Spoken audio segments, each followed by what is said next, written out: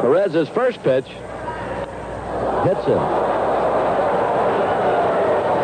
They had a pitcher after we beat them 2 out of 3 and virtually knocked them out of the race, drilled our first hitter that 4th game right in the back. We were fairly sure, or beyond a shadow of a doubt actually, that Perez had hit Wiggins on purpose. The best thing to do is go out and try to get that pitcher, not necessarily to hurt him, but try to give him some indication that we're not going to let you throw at us. Oh, that ball is right at him. That was right at him. We got problems here. We got problems here. That's 12. Won't put the bat down. I don't think that Dick Williams was wrong in anything that he did. He had to send a message to this pitcher. I don't want any more of my hitters thrown at by you. There goes Whitson. Whitson and Dick Williams are out of the game. What happened over there was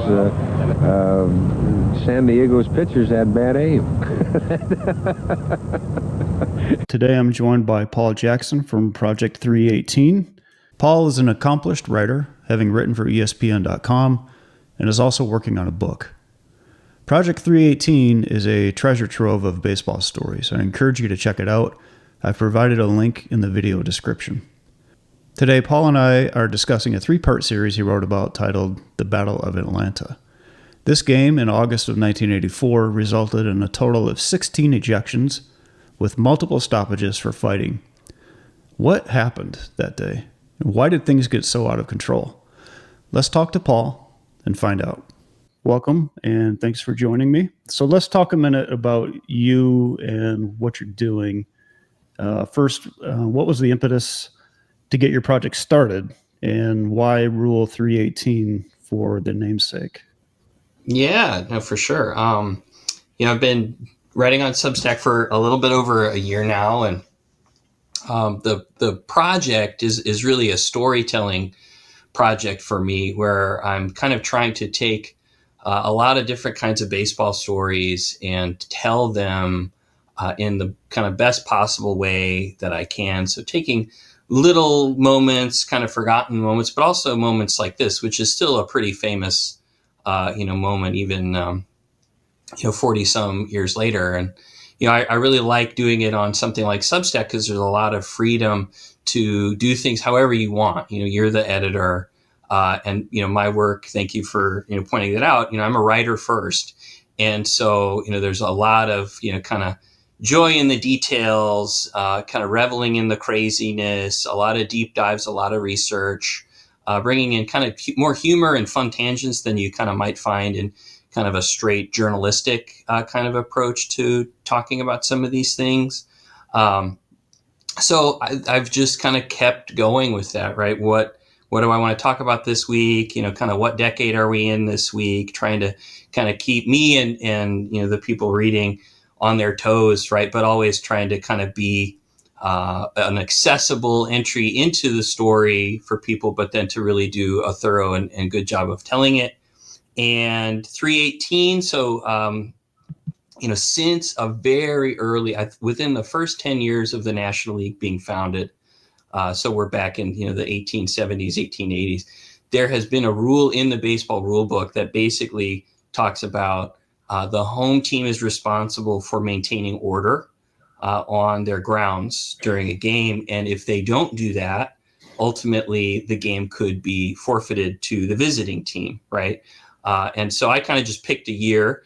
And in 1971, and it was also the case for 10 Cent Beer Night in 1974, that rule is Rule 3.18. And so many of my stories are talking about these kind of transgressive moments, right, where fans are kind of really putting themselves into the game. And in a very memorable way. I really enjoy kind of dissecting those moments. There's a little bit of that here today, even. And so I decided to kind of mash that together. So that's how Project 318. So let's segue into today's topic.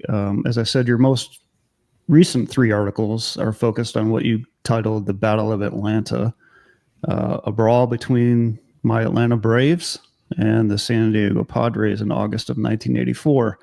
So the Padres and Braves were division rivals at that time. For some reason, the Braves were in the bicoastal rivals. Yeah. Inexplicably, the Braves were in the NL West. And so So there may have been a little bit of bad blood there to begin with, but the Padres were solidly in first place. And so we start out with the story. You point out one of the things I liked that you did was you didn't just start on the day of that game. You started back a little bit to kind of give us a little bit of color. And you had mentioned that for people who may not know, Tony Conigliaro, or Tony C., who was a Red Sox phenom who took a fastball to the face in 1967 and pretty much was never the same after that. It didn't end his career. He did come back, but he was never really the same after that. Why was the Tony Conigliaro's beanball important in this story? Sure. Yeah. I mean, two reasons really. I mean, one is it is probably the most famous, other than the death of Ray Chapman, which was back in 1919, I think. Yeah. But the most famous kind of injury sustained by a player as a result of getting hit by a pitch, I would think. And so, I think that's in a story that really involves a lot of guys throwing at guys, right? I think, to start off reminding people of what the stakes are here, really, right? Because there are real stakes in terms of people's, wellness and safety.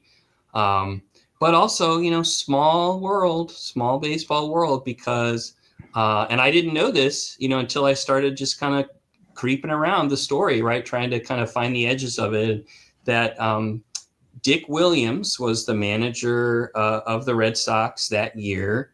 He had been a player for the Red Sox previously to that. He and Tony Conigliaro were even roommates for a year, one of his last years as a player, and one of Tony's first years as a player. I remember seeing something from Dick Williams that said, I never saw the guy. I roomed with his luggage because he was this kind of popular playboy in Boston and, kind of around the country. So Dick Williams was the manager the day that Tony Conigliaro was hit by that pitch. And kind of fast forward to 1984, Dick Williams is the manager of the Padres. And so one of the kind of key figures in this story that is going to feature a lot of these, pitches being thrown at guys. And I just really kind of thought that was interesting, right? And surely colored his development as a manager, right? And his ethos, not, entirely, but surely had an impact. Yeah. And we don't ever really get a sense of what it is, right? But it had to be out there. And so I really kind of wanted to point that out as we start talking about what was happening in 1984. Yeah, that's great research that you uncovered, the fact that he was roommates with Tony C. at one point. Yeah, you can definitely see how when this whole thing kicks off, how his ire may have been up. So, yeah. So let's talk about the next major player in this game, the pitcher who started the whole thing, Pascual Perez. Yeah. So very interesting, troubled guy. But I think it's important to note how little of this story actually involves Perez as anything other than sort of a target and a magnet for other people's anger, right? So I would see this incident kind of mentioned as the kind of Perez beanball war. And I initially, before I began to dig into it, I thought he was just throwing at a bunch of guys, right? And throwing at their heads. And, a beanball is when you're throwing at a guy's head specifically, right? That is kind of one level of transgression. Below that, you have the sort of drilling or the plunking. And that is a much more accepted kind of layer of kind of the norms of the game. And so Perez, comes right out, and with the first pitch of this game in August 1984, hits Alan Wiggins, who's the Padres' leadoff batter, with the very first pitch. Perez's first pitch hits him. It is kind of in that midsection area, right? Nothing particularly dangerous about it, again, by the sort of self-policed standards of players at that time, right? But there was a sort of a backstory, which was that, and you kind of alluded to this, these are two division rivals. They're finishing up a 3-game series, and the Padres had won the first 2 games of this series, and they moved to 10.5 games up in the division. Yeah. And so this series was kind of the term I saw a couple different times is that was enough to essentially bury the Braves, right? Mm-hmm. Like they were not going to come back. And he was just this really showy, kind of eccentric guy, very flashy, a lot of jewelry, a lot of big emotions. I'm not sure he was trying to show people up, but the game was so archly sort of conservative in its behavioral expectations of players at that point, and still kind of is, right? But this is a guy he would like make finger guns after he struck somebody out. He would run off the mound, when he ended an inning. He would sometimes check on runners at first base by like going and looking beneath his legs. That would be a little much today. Even today. And the game is certainly relaxed over the last 50 years. Yeah. So. But I think he had he had this reputation of exuberance and showiness, but also this reputation of coming inside on players and hitting some players, right? He also had there was sort of a kind of zaniness to him. There's a pretty fun kind of moment of his kind of story in 1982, I believe, with the Braves, where he was trying to come to the ballpark and he actually got lost on the highways trying to find the park and ends up being really late, thinks he's going to be in huge trouble. And the team is not really that mad about it. It's just kind of a silly thing. And so he's stuck on the perimeter of the I-285. And so they make him a windbreaker jacket that has 285. And so he wears that and they call him Perimeter Perez. And Joe Torre would say that was a moment that the team really needed because they were under a lot of pressure at that point and everybody just really enjoyed it. So, baseball character also had some, I don't think these issues have really any bearing on the story, but, grew up in extreme poverty in the Dominican, is from a very large family, a baseball family, had a couple brothers reach the major leagues, a couple other brothers in the minors, and 3 or 4 sisters at home. So huge family. Yeah. So just to defend him a little bit with the flashiness and cockiness, I think that some of that is that's just how they play baseball in the Dominican. And I think there's a little bit of just a difference in culture. And you certainly see that in today's game a lot more. But to defend him about the 285 incident, getting down to that ballpark was not easy. Even if you were born in the U.S. and could read, I don't know how fluently he spoke or read English. It's completely understandable to me how that could happen. But it is funny that reportedly he drove around the perimeter and was 3 hours late, which I can see happening. Yeah, well, good, because I don't know the perimeter, so it's good to know. But he did not speak English well. That will come up in this story as an important sort of issue, because I think of all the voices we have, we don't have his really in sort of the immediate aftermath or the long-term aftermath. But yeah, he, all of this, we sort of see in him, I think, somebody that Dick Williams is sort of instinctively going to loathe. Yes. Right? All of these things come together. Right. And so no matter what Perez does, I think he was already way behind compared to if it had been another pitcher that had hit Alan Wiggins in that moment. So I do think the background is relevant, even though none of it kind of is happening there. I think it is relevant because I think there was a lot of that in the significance of the response from Williams and the Padres. Yeah, so Wiggins gets plunked, as you said, on the very first pitch, and that obviously was upsetting.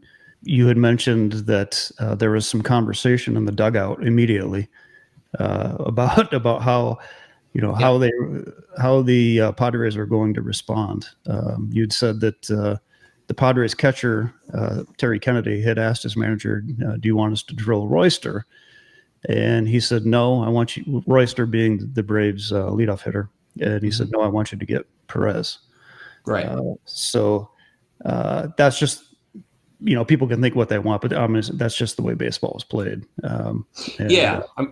it actually started with the Padres starter Ed Whitson talking to Kennedy. So they start discussing immediately how they're going to respond to this, and it becomes sort of a dilemma of like, we could go this way or we could go that way, and they kind of allow Williams to be a tiebreaker in terms of, are they going to hit the leadoff guy or are they going to wait for Perez? And there's so much of this story that is wrapped up in the sort of unwritten rules. I talk about that a lot. It's a familiar thing, right, to anybody who follows the game. But there are such copious amounts of unwritten rules that dictate kind of norms of behavior and kind of this sort of extracurricular activity, right? So everybody's behavior is sort of being guided by those things. There's a lot of personal stuff that is being injected into it and kind of breaking some of the unwritten rules today, right? But the reason that Perez is hit is as a sort of tit for tat. You hit one of mine, I'm going to hit one of yours. That's how we keep things managed amongst ourselves, right? So, and he would have known that at the time, that that he was provoking a potential response. Right. I think what we'll see is I think the Padres maybe broke their own unwritten or broke an unwritten rule themselves. I mean, flagrantly. Yeah. I mean, you get one chance to hit the guy, and you don't hit him. You can't just keep throwing at him over and over. But we'll get there. Yes. So you mentioned Ed Whitson. It's funny, like. I can't hear that name without thinking about that picture, and I'm going to show the picture in the video, but the dude looks like a psycho. I mean, I don't know anything about him, but my gosh, that is a great... he's having a bad day, right? Like I want to defend Ed Whitson a little bit, right? Because yes, I would argue that's probably one of the most famous things that comes out of his, like in a long-term history mode, right? Like one of the most famous things that comes out of his, because I had seen these pictures of him and things circulating on the internet long before I got into this story, right? But so he is a little bit like in my mind, like the sort of mafia trigger man, right? Where it's like, it may not be personal, but when he's given an order, he's going to carry it out, right? And in a sort of unflinching and kind of a cold-blooded way. And so that may also be a part of why he is the first one to throw a brushback pitch to Perez, but really it's a pitch that kind of goes over his head, right? So a very much more of a, kind of in the conversation of a beanball kind of a pitch. And he does that in the second inning when Perez first comes up. And to your earlier point, there's sort of not an overwhelming majority, but definitely a majority of people seem to feel like you get one to try and hit a guy or to send a message in retaliation, right? And so kind of by the norms of baseball, it maybe should have ended right there when he threw that pitch over Perez's head. But obviously it doesn't end right there.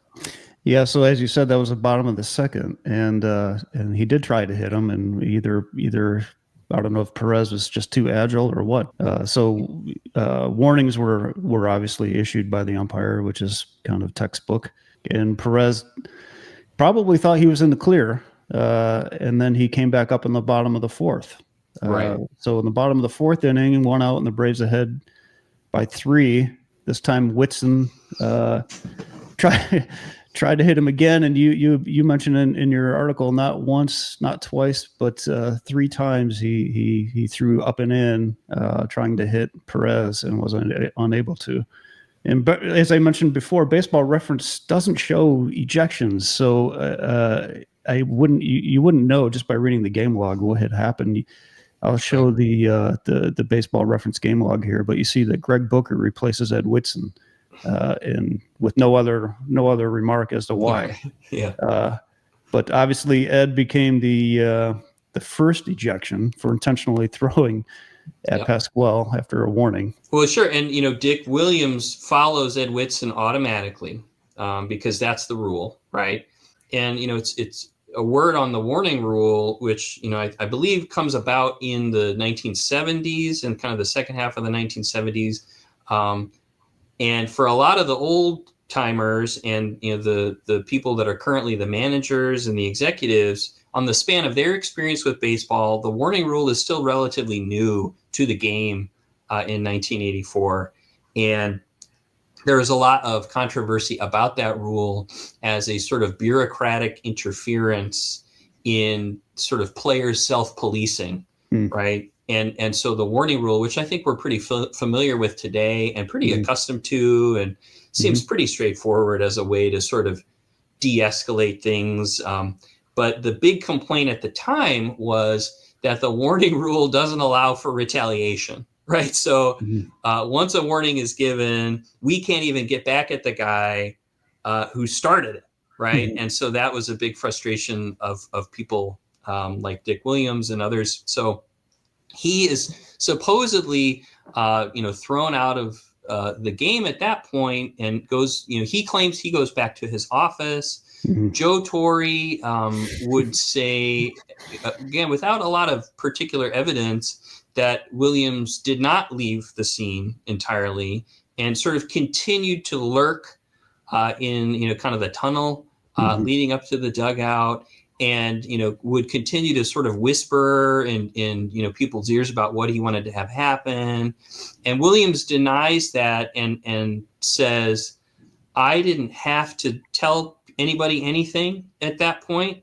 Like, they knew what they had to do. So there's this he was a sort of a very dictatorial manager, admittedly ruled through fear, and was not well liked by almost anyone. Some people kind of respected him, and he pitched, or he managed a lot of winning teams and was able to have a lot of success with the Red Sox and then the Oakland A's.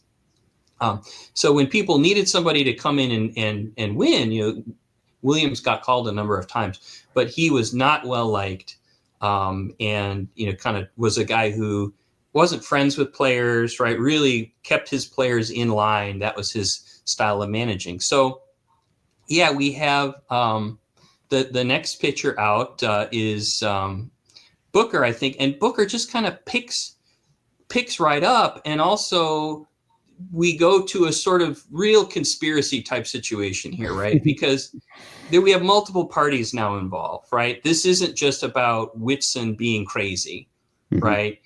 This is a totally different guy who, is picking up right where Ed Whitson had left off. And at this point, we've really, kind of left the area of established norms pretty far behind us. And the players start to come out of their dugout a little bit more at this point and, start to, kind of congregate and posture a little bit that, hey, we're off the map a little bit here.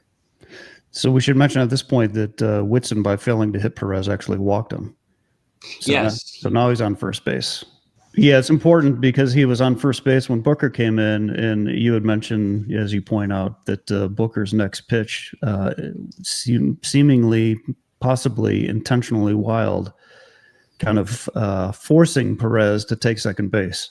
Yeah, I can't read the moment any other way. And so Perez is on first base, and they almost hurt him. Like there's a sort of pack, like a pack of wolves here where they're working together because Alan Wiggins is on second base. Yeah. And so Perez ultimately in this sequence has no choice but to approach Wiggins at second base, and words are exchanged. I saw one account that said that Perez was willing to kind of have a fight there.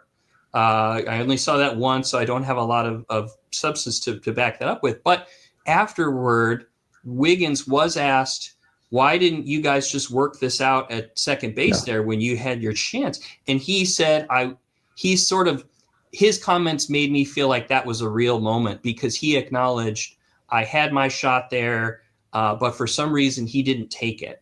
And he kind of regretted that later, right? So to me, this all feels like yet another sort of premeditated kind of getting Perez in a position to, we haven't yet got him. We haven't yet administered baseball justice. So we're going to try a different route to get to that, because we can't seem to hit this guy who is so agile and nimble at the plate, dodging out of the way of these pitches. It probably should have ended there. Yeah. But it didn't. It did not. So I'm sure Perez thought it was over again. He's now been thrown at twice. He's had a confrontation of some sort with Alan Wiggins at second base, and it seems like probably cooler heads have prevailed. But he comes back up in the bottom of the sixth. Yep. Greg Booker again throws at Perez. So now, to your point earlier, so Booker is ejected, as well as Ozzie Virgil, who is now, or after Williams' ejection, he became the game manager. Yep. Warning rule still in effect, right? So manager automatically goes. Yep. So now we're at 4 guys ejected. And this was a part that I really enjoyed, maybe above all else, in what you wrote when you start talking about Bob Horner. So Bob Horner. Me too. Go ahead. No, go ahead. Well, I just, he was a big dude, and he in hockey terms, I could see him as kind of like the Bob Probert, or the enforcer type, right? Yep. And I didn't know. You had mentioned that he was at this time in the press box. He was on the disabled list, or the IL, with a broken wrist. I think if you don't love baseball, I think this kind of stuff really starts to read as pretty juvenile and stupid, right?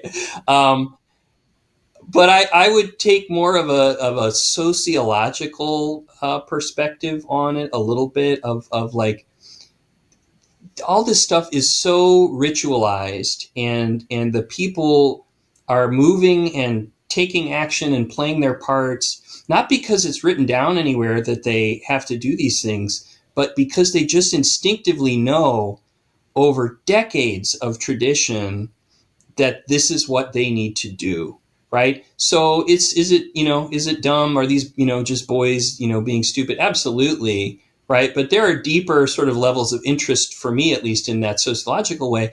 And so Bob Horner sees all this stuff happening down on the field, and he decides something's going to happen here. He says, like, you don't have to be a brain surgeon to know that something's going to happen here.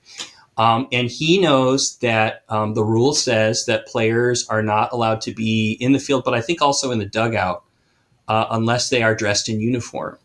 And he is in his civilian clothes because he's up in the press box. And so he excuses himself and goes down to the Braves locker room and gets dressed in uniform, specifically so he can participate potentially in a fight. With a broken wrist. It's so great. But it's like, what a close following of the rule, right? I know I need to be in uniform.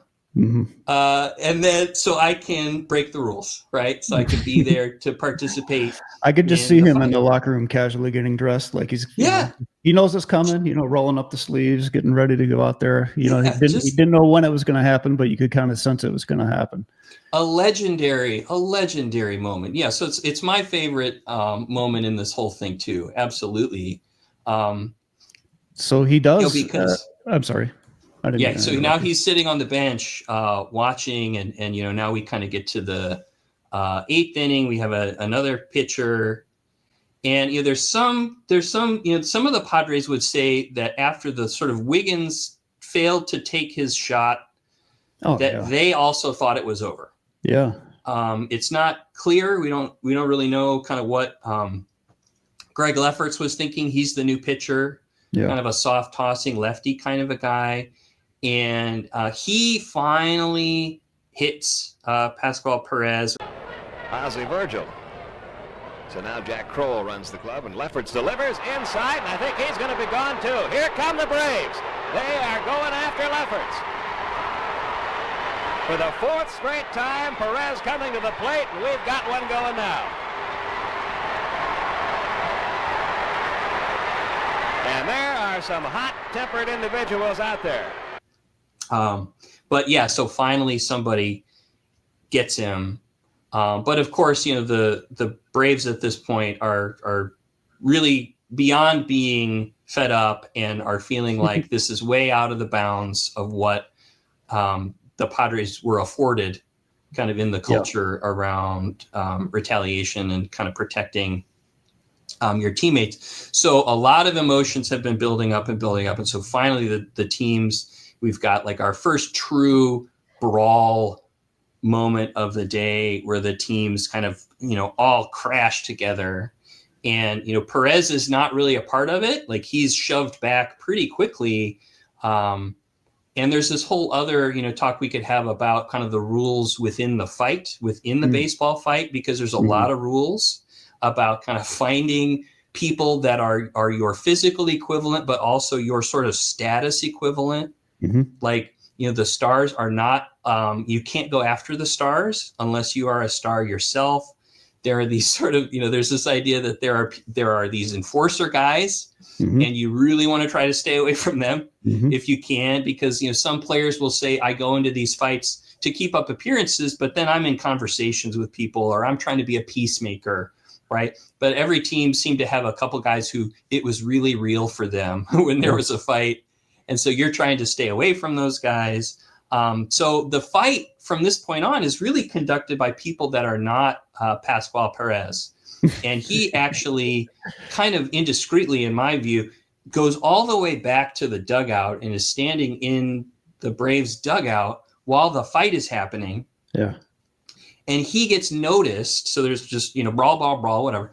And he gets noticed by a guy by the name of Champ Summers, one of the all-time great baseball names. Yeah. And he's on the Padres. He's at the end of his career. Big guy, as big as Bob Horner. I looked that up just to kind of see, both of those two have, like 30 or 40 pounds on Perez. And had a reputation, like he did have a history of being a kind of a street punk kind of a guy, like a guy that did a lot of fighting in his youth. And then he serves in Vietnam as a paratrooper, right? Is sort of decorated in that as a younger guy, and then comes into baseball. So this is the kind of guy who you want to stay away from in a fight, because he has nothing to lose, in terms of being, kind of a bench player near the end of his career, very accustomed to kind of taking care of himself in an altercation. And he sees Perez in the dugout. There's this incredible moment where he starts pointing at him and kind of telling people he's just sitting there in the dugout. Like, we're all out here trying to take care of business, and he's hiding in there. And so Bob Watson, one of the Braves, at a similar moment in his career, it's his last year, I think, former Marine drill instructor. Like, there's so much military experience in this fight. He's trying to hold Summers back, and Summers kind of fakes him out, kind of says, all right. And then, Watson lets go of him. And then Summers breaks, just sprints at full speed, trying to get to Pascual Perez in the Braves dugout. The camera's on him. This is open field run, like very much like a football kind of player heading for the end zone kind of a moment. Nobody's around him, right? Like, he's going to get there. And then you see Bob Horner just kind of pop out of the dugout right in front of Champ Summers. I was just trying to make a point. Perez was, if he's a team player and everything, and he's so talented and all this and that, right? Why didn't he come back out there and field with everybody else? He ran in the dugout. Well, so he let his 24 players go out there and get hurt so they can protect him. Well, to me, that doesn't make sense. And I just kept him in mind. All I want to do was just scare him anyhow. What am I going to do with that guy? The dugout, and Perez would say later, he recognized that, Horner had really saved his ass in that moment, right? Because he was feet away from being severely hurt. So yeah, I mean, I'm sure Bob Horner has had a lot of great baseball moments, and I know he was a popular player in this era. But I will say that this is the finest moment of his career for sure. And then, the two of them are going to kind of maybe get into it a little bit, but then the fans start to get into this. There were people in the crowd who really objected to what Summers tried to do. And, one guy throws himself over the dugout to kind of get on top of Champ Summers. Another person kind of comes running from off camera in. So there are multiple fans that are now involved. And, Summers ends up at the bottom of this pile. And, when the pile comes apart, he's kind of looking up like, I got way more than I bargained for here. Summers charging after Perez. Bob Horner has come out. We've got some fans involved now. Oh, my. Oh, my.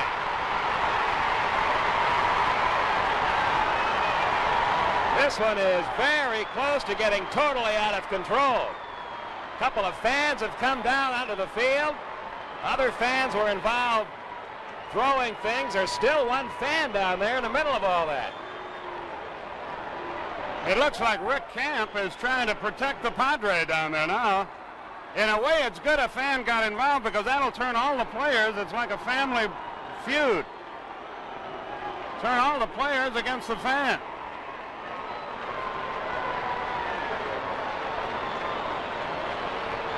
Okay, we've got one fan that's been grabbed by a couple of security guards. There we go again. Now Gerald Perry and Tim Flannery getting into it. Or is that Bavacqua? Flannery's been pulled out of that rhubarb. We've had about 6 or 7 separate fights break out here. Security guards down in the field have a couple of fans in handcuffs leading them off the field. Flannery's been pulled back by Joe Pignatano.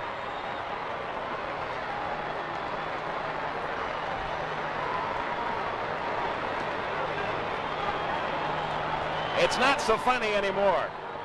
A couple of fans have been handcuffed. They're being let off. I wonder if Horner re-injured his hand. He was trying to prevent it down in front of the Atlanta dugout. John McSherry now right in the middle of it, and he's saying, everybody get back where they belong. When all the smoke cleared, there were 5. Well, let's see. No, first there were Lefferts was ejected, and then the third Padres manager, Jack Kroll, was ejected. So that was 5 and 6. And then after the brawl, you point out there were 5 more ejections.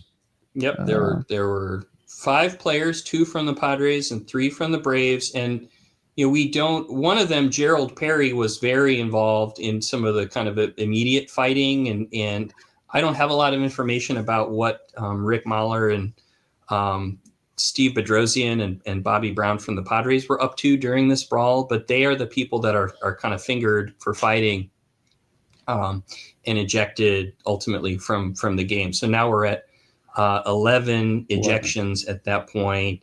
We have to mention that Pascual Perez is pitching a very good game for the Braves throughout this whole thing. We're not talking about that at all, right? Yeah. But he continues to be in the game because he's throwing a great game. Ultimately gives up only a run, I think, and goes to the 8th inning. And so finally, it's at this moment that Torrey relents and pulls him because he's not ejected. He was never ejected, including in this moment. But Torrey decides to kind of take him off the chessboard at least, and so he's replaced with a pinch runner, and so we are going to need a new pitcher for the Braves finally. So Donnie Moore is pitching in the top of the 9th, and again, you would assume that the confrontations were over, but no. And Torrey reportedly told Donnie Moore, "Just pitch, man. Like, just and Donnie Moore would say later that he was just so angry that he really didn't care anymore in terms of what he was being told or what the rules or norms might have been, that he just wanted to hit somebody, right? So, I mean, this is a really, again, like a really transgressive moment because it was settled, inappropriately so, but it was settled finally, right? And the game would have proceeded in an orderly fashion to its conclusion. Yeah. If Donnie Moore hadn't just decided to kind of make it about himself again, right? And just to basically to start all over, right? We were kind of back to a sort of scales are balanced moment.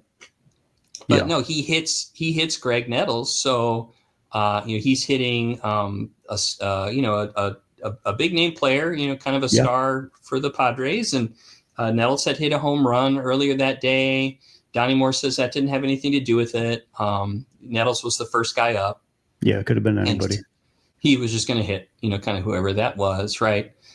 So then we have, some pretty standard brawl fighting stuff happens at this point. So, Nettles, goes out to confront the guy who just hit him.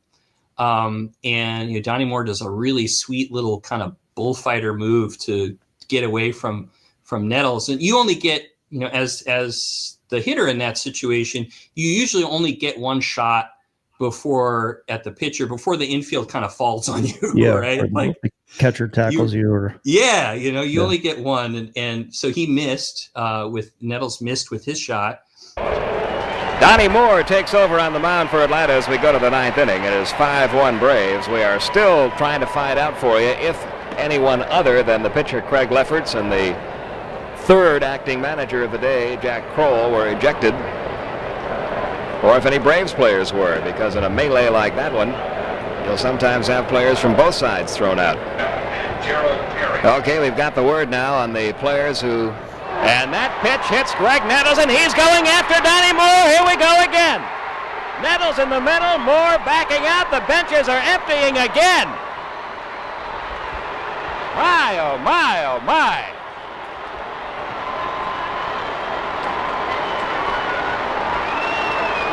The Goose is involved. I have never seen a ball game where so many separate incidents have occurred.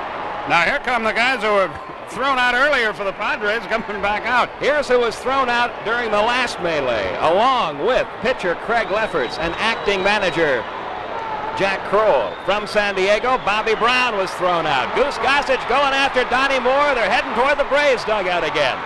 Here goes Greg Nettles after Moore, and he was really tackled in front of that Braves dugout.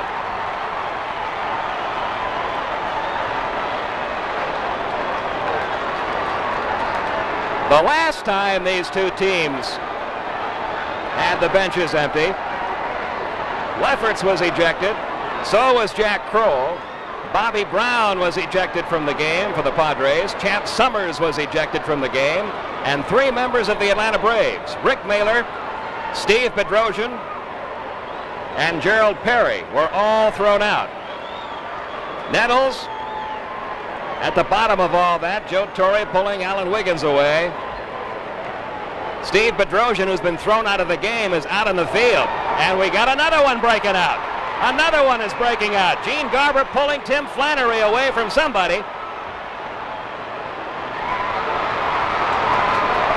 Yet another fight is broken out in front of the dugout. A couple of the Braves players who have been ejected, Rick Mailer and Steve Bedrosian, are both out in the field. So is Gerald Perry. That could get them in some more trouble.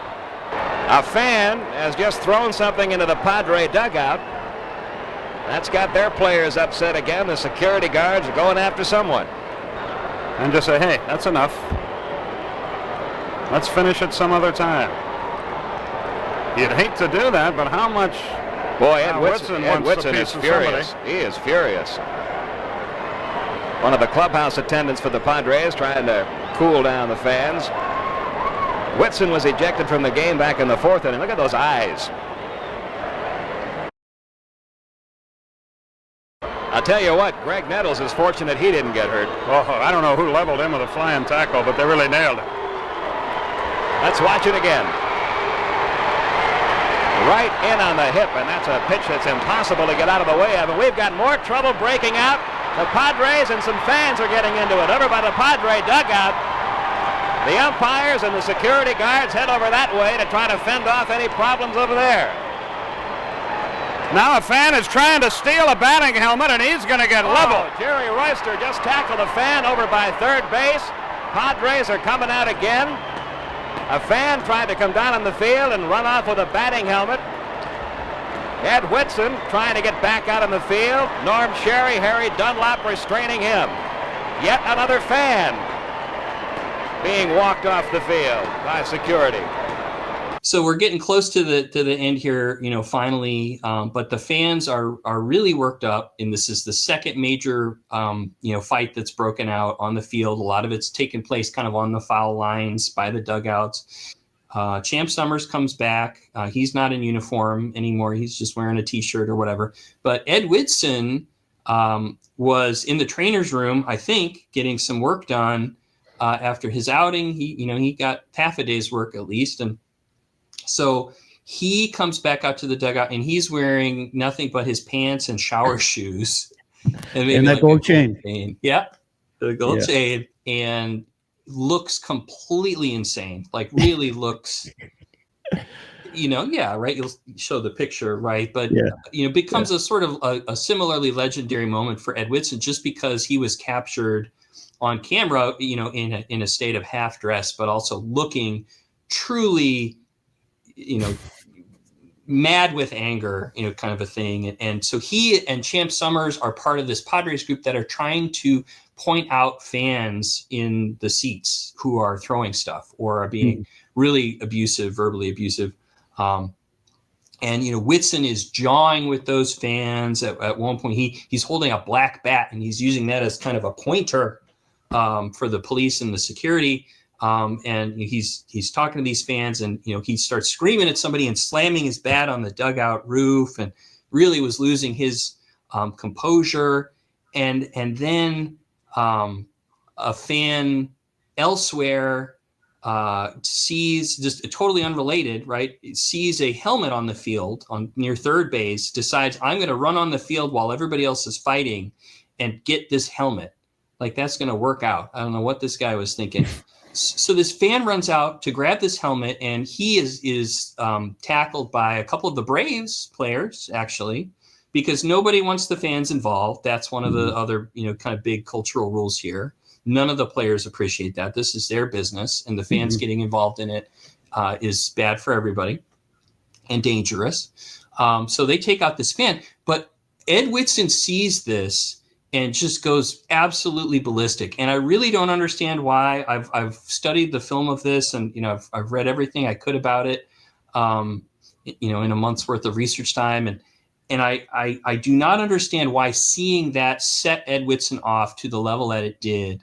But I can't think that it's anything else that he is seeing based on all the evidence that I could find. So he tries to charge out of the dugout holding this bat, presumably to go attack this fan, and is half dressed, right? And he's restrained by the coaches. The bat is taken away from him. But that's his sort of legendary moment to come out of all this, of just like somebody who every button had been pressed, and he was kind of like down to the caveman level of anger. Gonna get level. Jerry Royster just tackled a fan over by third base. Padres are coming out again. A fan tried to come down on the field and run off with a batting helmet.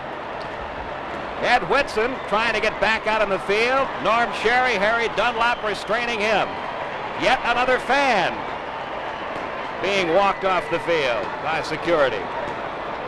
And some more men in blue coming down onto the field. That's not a bad idea.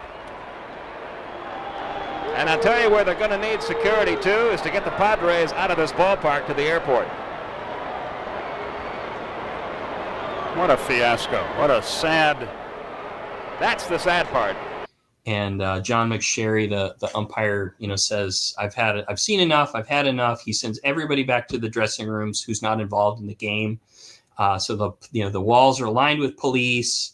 If you're not in the game, if you're in the bullpen pitching, you warm up on the mound, etc. John McSherry has a very stern conversation with the last Braves pitcher who's going to pitch that day, to say, you really, don't. It'll be so bad for you if you do anything here. And so finally, the Braves actually score, or the Padres score a couple of runs here, but ultimately the game mercifully ends with a victory for Perez and the Braves in terms of the game log. Well, lost in all that, we did have 16 total ejections. So yes. Joe Torre did get ejected by default when Donnie Moore threw at Greg Nettles. So Donnie Moore, Joe Torre, and then Greg Nettles, Goose Gossage, and Bavacqua Brawl ejected. And you mentioned I get a kick out of today. I suppose maybe in a fight like that, things might be a little bit different, but I'm so used to hearing Brian Snicker never really saying anything of any substance post game. Like, they just don't. Everything is cautiously worded. But not the case in this day. Joe Torre, you said, is quoted as saying, "quote Dick Williams is an idiot." I love the frankness of the quote. He says spell that with spell that with a capital I and a lowercase w in his name or something like that, right? For the benefit of the press. But Torre was quoted as calling Williams an idiot and gutless. I wasn't on the field, which prompted Torre to say that I was gutless. I'll meet him anywhere he wants, on the street corner in New York, where he's from, wherever. At least he's learning how to spell better. I do want to mention, because to me this was even wilder than the idiot comment, but in the immediate follow-up, Joe Torre says of Dick Williams' behavior that day, he describes it as Hitler-like. It was a Hitler-like action. Yikes. And even, I think today we have a sort of even higher threshold for when you can invoke Adolf Hitler in terms of someone's behavior, right? But it was notable at the time. Some people did kind of talk about it, right? I think it would have gotten an even bigger response. But to your point about, there's no media training, or it's very different media training at that point, right? And people just say what they want to say. He compared Dick Williams to Hitler.